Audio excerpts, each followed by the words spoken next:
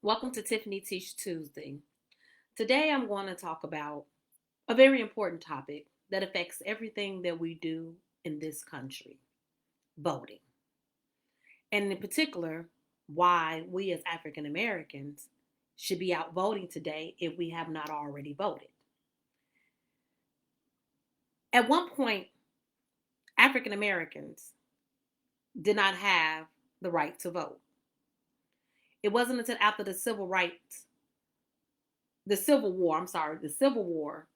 that African Americans, males, were allowed to vote.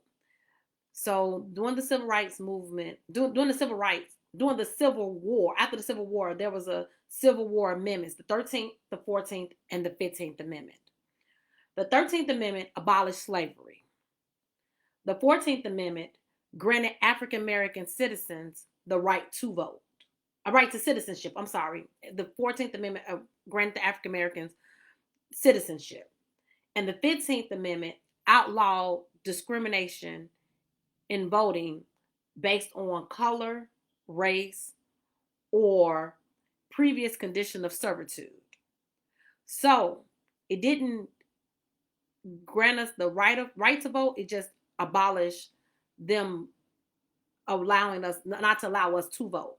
And after that civil rights, after the amendment, 14th Amendment was established, African Americans held a lot of positions in government to control. And believe it or not, a lot of African Americans were Republicans back then. I'm not a person of any particular party. I'm a person that believes that we should do what's best in the best interest of all people, whether it be Democrat, Republican, liberal. We need to do what's best for all people in this country. When they made the 15th Amendment, they didn't put any provisionaries that would protect this group of people from being discriminated towards. And that's when you came about with the Ku Klux Klan. You came about with voting, poll taxes, literacy tests to vote. It was just so many things put in place to keep people who look like me from voting. Why? Because when you vote, you put people in place that you feel have the same value that you have, to put into place laws and bills and acts to support your vision.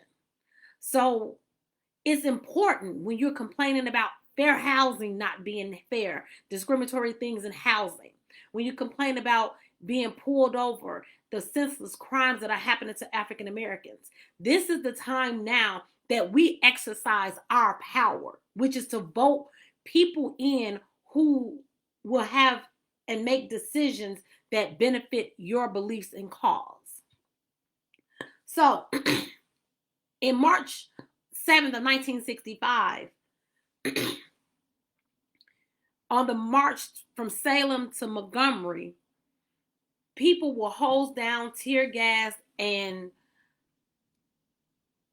just dehumanized because they were marching for something that they felt was important, the right to vote without all of these discriminatory things being put in place.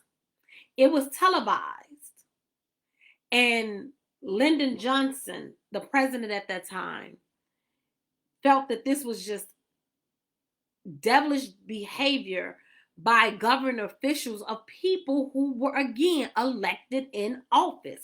The people that we elect in office are the same people who allow people of authority to be cruel and murder innocent Black people while walking, driving, and running get free. So you want to be mad? You marched the same way we stand in line for Black Friday, the same way we stand in line for the new Jordans, the same way we stand in line for things we want. We need to stand in line and vote. Exercise that right. There are places in the South right now who are putting in practices that are prohibiting people from voting, which is not right. But they want to call themselves Christians and good folk. You can't continue to do a disservice to everyone to think that you're going to be able to be prosperous. This is the time now for you to exercise your power to vote. So, in May 2016, 1965, the U.S. Senate passed, after Lyndon Johnson presented to them the devilish things that were being done to these people, they passed in the House the Voting Rights Act. And it passed in August of 1965. Lyndon Johnson, the president, wrote into place the act to give people the right to vote without having to take all of these tests, be intimidated, pay taxes, just things that they were not requiring of other people who were not from another race of color or servitude. So I say all of this because today my life is about voting. If you have not voted, vote. You don't see the importance of voting? People die for their right. You think your vote does not count? It does count. It counts really in your local official areas. The alderman you pick for your community in Chicago is a person that lives in your community.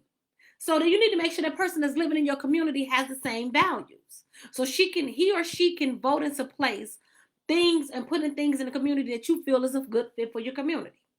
The same for the state Senate and the U.S. Senate. Things of those magnitudes. You all have to get out and vote in these elections. In Illinois, it's so many judges that are up for a re-election into office. Learn about the judges. You all cannot just go out and vote. You all have to do your due diligence and research these people's credentials, research their values and their morals before you go electing them into office. It's just not about punching in the numbers and punching a number on the ballot. It's about knowing who you're punching that ballot vote for. Making sure that you're putting people in place that have the same moral compass as you. Because these officials that you're electing in office has a reflection on what type of housing you have in your community, what type of roads you have in your community, what type of police are elected into brought on the police force that are elected into the brought into the community to serve and protect you. The people that are elected in office as the senators and the congressmen are the people that are going to vote on these bills and acts and amendments that will directly affect you in the community. So stop telling me my vote don't count. No, your vote don't count if you do not vote. Your vote does not count if you do not vote and do your homework before you vote to make sure that you're electing in a person that has the same moral values as you. That's where it counts at. You all have to do your job. You can no longer sit on the sidelines and complain about everything that's being done that's not in your best interest when you're not getting up and exercising the one right that people have died and fought over and over again to give us this ability to vote. Utilize it. Today is a day for change. And the change that you want to happen is by electing the people in place that have the same vision that you have. So I hope that this message helps someone. And I have this model that I go by. You don't know what you don't know if nobody ever taught you anything. So you can't be angry at individuals who don't make the right choices when we're not teaching them the things they need to know so they can make better choices. So today's live was to tell you that you can't be upset at the government officials that are in place that are doing things that are not in your best interest if you're the one that's not out here voting to vote in the right people to do the things that are in your best interest. So thank you again for watching me on my live, and I hope that this has helped someone to make that decision on who they should vote for. It's more than about dollars and cents. It's more than about he gave me a stimulus check or, it's certain more things that's just not right. You have to be fair. If a person is unfair to one race or one culture, that means they'll be unfair to you, even if some of their moral compasses are in line with yours. They have the ability to not be fair to one person, means that they have the ability not to be fair to you. So again, thank you for joining in. Do your due diligence and do what you can do and start by voting. Have a wonderful day. See you next week, Tuesday.